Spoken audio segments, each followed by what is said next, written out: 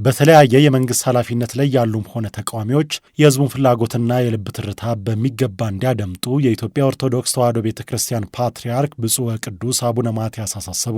ፓትርያርኩ ይህንን ማሳሰቢያ የተናገሩት የኢትዮጵያ ኦርቶዶክስ ተዋሕዶ ቤተ ክርስቲያን የርክበ ካህናት ጉባኤን ባስጀመሩበት ወቅት ነው። ብፁዕ ወቅዱስ አቡነ ማትያስ በየትኛውም ደረጃ ሀገርን በኃላፊነት እያገለገሉ ለሚገኙ እንዲሁም አማራጭ ሀሳብ አለን ብለው የሚንቀሳቀሱ ህዝቡ ላይ እንዳይጨክኑና ፍላጎትና የልብ ትርታውን በሚገባ እንዲያደምጡ አሳስበዋል።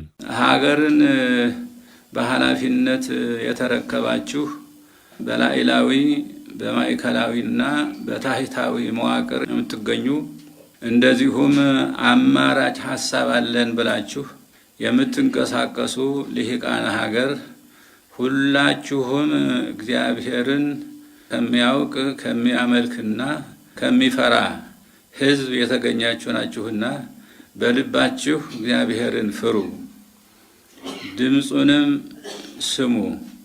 የሱ በሆነው ገንዘብ በሆኑ ፍጡራንም አትጨክኑ። ሰውን መያዝ የሚቻለው ሕሊናን በመርታት እንጂ በሌላ አይደለምና ነው። አባ ማትያስ የመንግስት ሹመኞችም ሆኑ ተቃዋሚዎች የህዝቡን ፍላጎትና የልብ ትርታ በሚገባ አዳምጡ፣ ህዝቡ የሚፈልገው በአንድነትና በእኩልነት መኖር፣ በሰላም ወጥቶ መግባት፣ ፍትህ መስፈን፣ ለኑሮ የሚበቃ ምጣኔ ሀብትን ማግኘት፣ የእምነት ነጻነትና እኩልነት መረጋገጥ የመሳሰሉት ናቸው ብለዋል።